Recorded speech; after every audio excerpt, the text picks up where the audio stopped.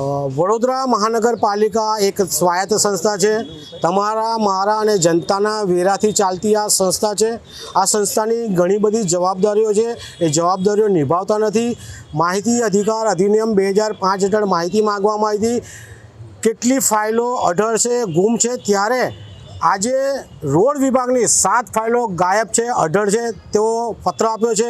Building project શાખાની 1 file ગાયબ છે, તેવો પત્ર પાઠવેલ છે। એટલે ક્યાંક ને ક્યાંક વડોદરા મહાનગરપાલિકામાં અઢળ શબ્દ એટલે કે ફાઇલો ગુમ થઈ રહી છે તે પ્રસ્થાપિત થઈ રહ્યો છે। આપણે ટૂંક સમય પહેલાં અતાપી વંડરલેન્ડ થીમ પાર્કની ફાઇલ માટે સીએમ ફરિયાદ દાખલ કરી હતી, ત્યારે મ્યુનિસિપલ કમિશનર સાહેબના કેમ્પ ઓફિસથી અતાપી થીમ વંડરલેન્ડ પાર્કની ફાઇલ અઢળ એટલે ગાયબ થઈ હતી। તો ક્યાંક ને ક્યાંક વડોદરા મહાનગરપાલિકા સીસીટીવી કેમેરાથી સજ્જ છે, સિક્યુરિટી ગાર્ડથી સજ્જ છે, તો આ ફાઇલો ગાયબ કેમ થાય છે?